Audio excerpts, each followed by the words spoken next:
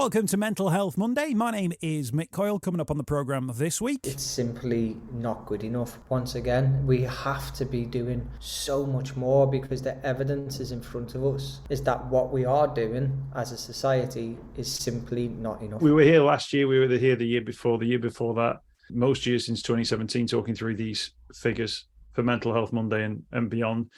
We'll be here again next year, won't we? To accept it is immoral, in my opinion, and I think we have to do so much more, and I feel like we should be, as a society, a lot angrier about this than we seem to be. And I'll be reminding you how you can make connections with mental health organisations within your community. It's Mental Health Monday. The home of the UK's conversation about mental health. Welcome to Mental Health Monday. My name is Mick Coyle. Thank you for checking out the podcast this week. Lots on the agenda once again. Thanks for your feedback, your shares, your likes on social media as well for the last two episodes of Mental Health Monday. Last week we were looking at the back to school regime with Dr. Nihara Kraus. Got some really good feedback on that from social media. Before that with Heather McClelland as well, soon to be Dr. Heather McClelland, talking about suicide research. And as this podcast goes out, if you've downloaded it on the first day or two, we've just had World Suicide Prevention Day, and that's going to be the focus of this week's podcast. We've had the figures and the stats out about the number of people across England and Wales who've died by suicide in 2021. Now, caveats for this one, it's not officially 2021's figures because some of the deaths will have occurred in 2020, but they'll have been passed into this year because of delays of coroner, still a little bit of a fallout from the lockdown era and so on and so forth. So they are 2021's figures, but there's a caveat to that. I'll just say that right from the start. But numbers are out today. So what am I going to do? I'm going to guide you through the numbers first and foremost. I'm going to pick out what I maybe consider to be some of the discussion points around it, if you like. Some of the points at which you think, hang on a minute, this is a lot of numbers. These are a lot of stats. These are a lot of facts. But actually, when you break it down and start thinking about these are people, these are lives, what's going on here, I think there are other things to take a look at. So we'll have the conversation. I'll guide you through those numbers so you're clued up as well as to what the picture is currently across England and Wales. These are the stats that are out from the Office of National Statistics this week. And then we'll hear from Jake Mills from Chasing the Stigma. Now, it's become something of a slightly, it's almost like a macabre tradition that this is the time of the year that I always catch up with Jake. But Jake is a good sounding board for this. Jake is somebody who went through a suicide attempt himself, now runs Chasing the Stigma and sets up the Hub of Hope to try and, pull people back from the brink, to give people an opportunity, to give people a different focus if they are feeling suicidal, to offer hope as well. I get links to the organisation that he works for and the Hub of Hope that he created, as ever, in the write-up and the notes to the podcast that's on the way. The overall stat then that we're looking at for the number of deaths by suicide in 2021, with that caveat, is 5,583. Now, that is an increase in the numbers registered in 2020. But back in 2020, they said that there was potentially a couple of factors that had brought that numbers down. One of them was that lockdown had meant that some deaths hadn't been registered. So although numbers are up on 2020, they're broadly in line with where we were in 2018 and 2019. 5,583 people dying by suicide in England and Wales in 2021. Let's break that down. 94 minutes per death. So every hour and a half, someone in England and Wales is dying by suicide. Now, when it comes to the regular breakdown, male to female, we're seeing what we normally see. And that is that male suicides outweigh female suicides by around about 3-1. So 75% of all suicides, those 5,583, were male. Female, they were 1/4 of that figure. So that's always been the case. That is a trend which is not shifting. That is a trend that is not budging. And it's a stubborn trend, and it's staying where it is for the time being. Now, in terms of ages, a little bit different here. For women, those aged 45 to 49 were the most at risk of dying by suicide. So 45 to 49 is the crunch age, if you like, for women. For men, it was those in 50s to 54. So around that middle age group is when you are most at risk of dying by suicide, when you look at all numbers. For males, just over 50. For women, just under 50. But there was a concerning increase in female suicides that saw women under the age of 24 having the largest increase in suicide rates since these records began back in 1981. So the number's still the same, that 45 to 49-year-old women are most at risk, but there is this new increasing risk. What's going on there? That's a question to ask there. Of females under the age of 24, they saw the largest increase in suicide rates since records began in 1981. Regionally, of course, there are big differences in suicide numbers across the country. The Northeast and the Northwest, they have the highest suicide rates, 14.1 per 100,000 people in the Northeast, 12.9 deaths per 100,000 people in the Northwest. Compare that to London, which has the lowest rates and has had for quite some time, 6.6 deaths per 100,000 people.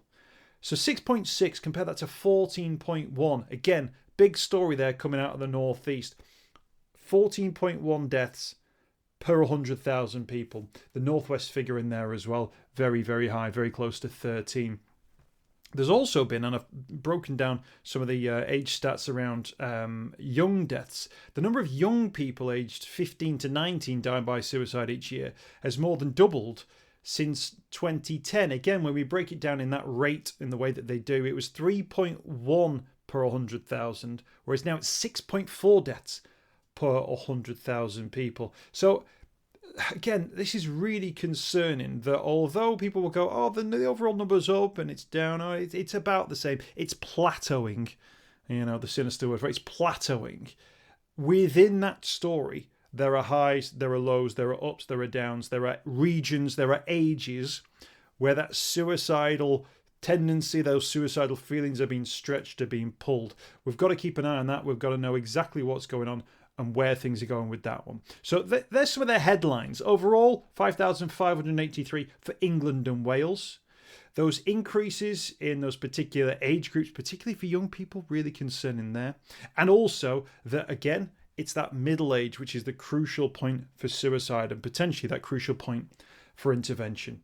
Those are the figures. I'll get a link to the ONS stats so you can have a breakdown of them yourself. You can take a look at it, and you can look at even into your local area as to how many deaths there are, how many lives were lost to suicide within your patch, if you like. And you can do that via the link, which I'll put in the notes section to the website.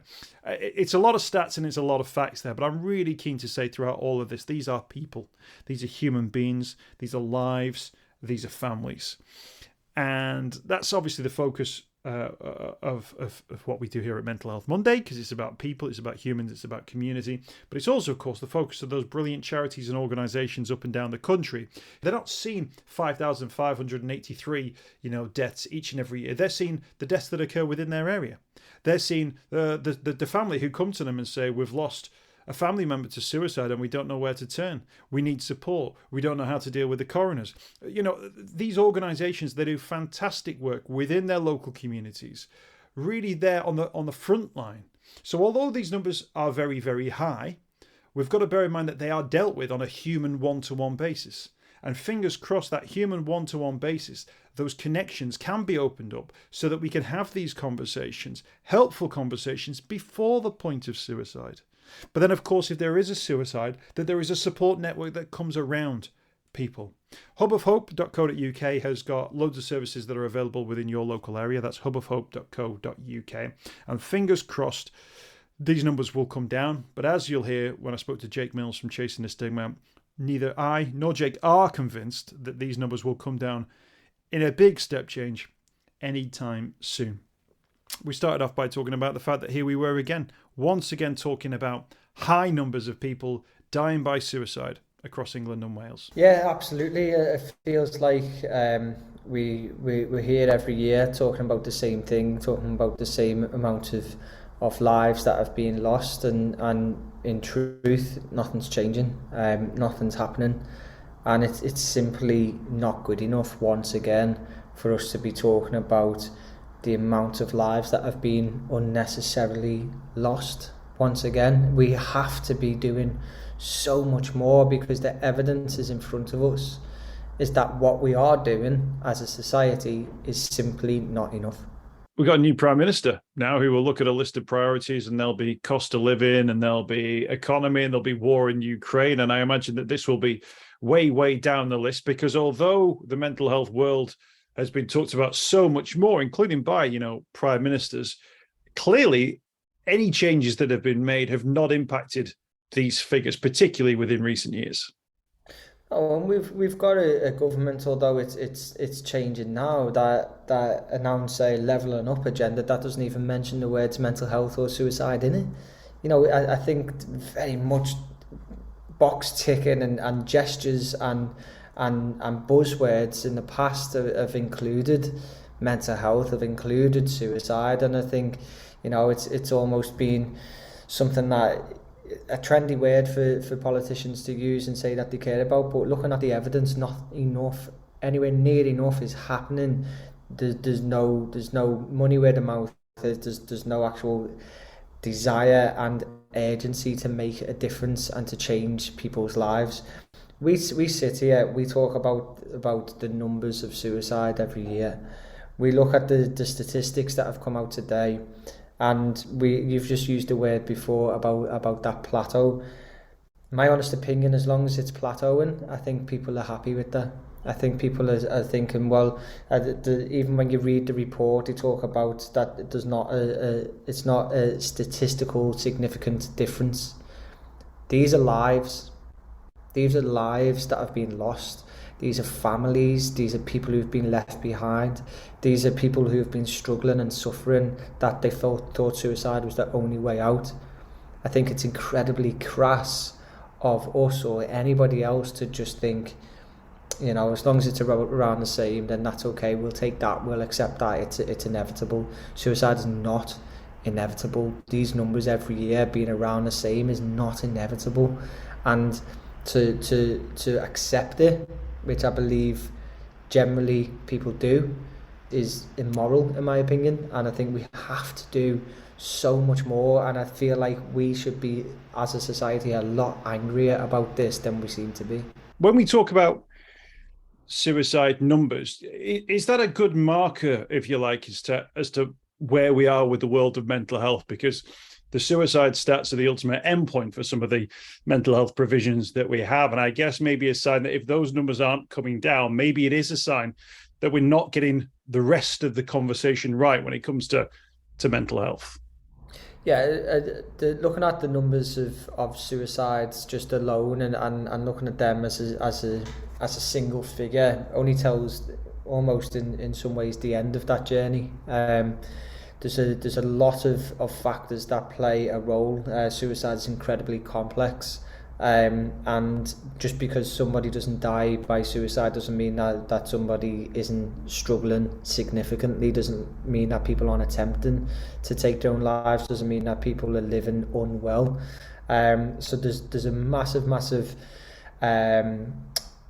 almost scale that we have to be looking at to consider all the factors that eventually may lead to suicide, but appreciating all the different steps and all the different conditions along that journey. For example, we talk about quite a lot about suicide being the biggest death in men, but the statistics can show that story, and you can think that maybe suicide's not a problem for women, but more women attempt to take their own lives than men attempt to take their own lives. So statistics can tell us what we want them to tell, and the importance. They're always important for evidence and things, but we can always use statistics in certain ways to tell a certain story. So we have to look at all these different factors that play a part in people's poor mental health, and we need to be engaging everybody in that conversation to talk about the positive mental health as well, so that we're all part of that. We know that we're all in that journey, and that we can do things at an earlier stage to prevent somebody from reaching that crisis point.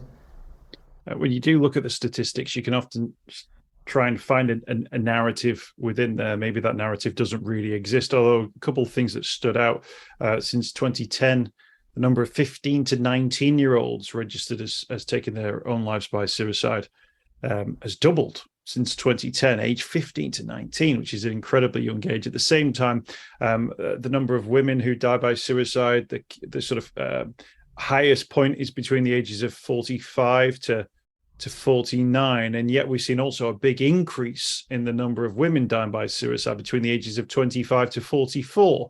So although the numbers overall will be plateauing, the different things affecting different people at different age groups means that we get different numbers within those. And I guess as well, it's about identifying those way ahead of time rather than spotting them and then having to very quickly react to them. We need to spot those trends before the numbers start to rise.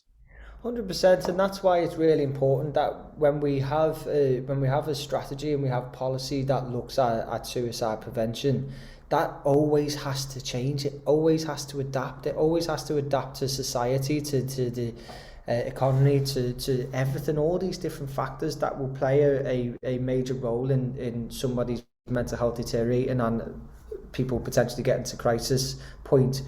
That look at our society right now. Look at the things that we're dealing with right now, particularly just looking ahead at for example, a potential recession and other things. Well, actually, look back at 10 years ago and all those years, the factors change. They will always change. It will always be moving, and we need to be able to adapt and to react to things, to try and preempt these factors, to try and preempt the impact it's going to have on people, on different age groups, on different genders, to have a look at what is happening constantly. Yes, we absolutely have an overarching policy and suicide prevention plan, but we have to be able to adapt to these things, and that's why data is really important. Looking at data, looking at mental health provision, what provision is available, what provision looks like across the country in different areas. How do people engage with that provision? Are people more likely to go to a NHS support, or are they more likely to go to a charity in certain areas? Let's constantly look at these different factors that play a part. How are people reacting to things in society? For example, at the Hub of Hope, we're able to have a look at different data, which, we've been able to see that actually there's been a massive increase in people looking for financial support in the last 3 months than there was being in the last year. So being able to react to these type of things is really, really important. We have to have this real-time reaction to be able to understand it, because as you've said, the picture now compared to that picture 10 years ago shows so many differences. So we have to constantly react to that. I guess the reason that I pick out the 15 to 19-year-old stat in particular is that you get a sense that maybe if young people who should be coming through organizations and institutions that are qualified and experienced in being able to spot maybe potentially some signs, or they're meeting adult services for the first time, maybe a sign that those sort of ramps into the mental health world aren't working at the moment. That there isn't a generation coming through where suicide isn't going to be a factor. Quite clearly, suicide is an issue that young people are thinking about and contemplating. Absolutely, and you've got to look at we look at awareness raising as a positive, which in many ways, of course, it is, but we also need to look at what comes with that awareness raising. Awareness raising has gone through the absolute roof, and particularly in a younger generation, having a conversation about mental health, understanding it, being able to talk to peers and to other people, and particularly talking publicly as well, is becoming a lot more normal, which is brilliant. But services and the actual provision of mental health support has been stagnant for a long time. It's been underfunded, and so people are becoming more aware, maybe become aware that actually I do need help and support, but then are they able to access that help and support? Are they actually able to get through the thresholds, to get through the waiting lists? So it's not just about promoting and talking, it's about actually funding these services so that they can react to the actual need that is out there, which we can see is just growing. Absolutely. Jake, we were here last year, we were here the year before that, most years since 2017, talking through these figures for Mental Health Monday and beyond. We'll be here again next year, won't we? Well, everything in me wishes and hopes that we won't be, but we have to be realistic, and of course we'll be here next year talking about probably the same amount of numbers again. I hope I'm wrong. I hope deep down that we don't have to have these conversations again, but everything points towards us having to be here having the same conversations again. That's why we will constantly be knocking on the door of those who will listen, constantly doing what we can, so many other people doing what they can on a shoestring budget to try and force a change. I just hope that people are able to see the reality of the situation, to understand that suicide is not inevitable. It really isn't. That there's help available. We can help. You can help. There's organisations out there who can help. We have to give people hope. We have to give people alternatives. And if we have to do that on our own for now, then we'll continue to do that with the community out there of organisations who created services through loss and hurt and pain. But we will be that voice until our voice is heard by those who can actually make a difference. I hope it changes. I really do. But I'm realistic as well. And your message to the new Prime Minister, Liz Truss, what would it be? My message is to take this seriously. People are needlessly dying. People are needlessly dying, and they can be saved. They absolutely can be saved.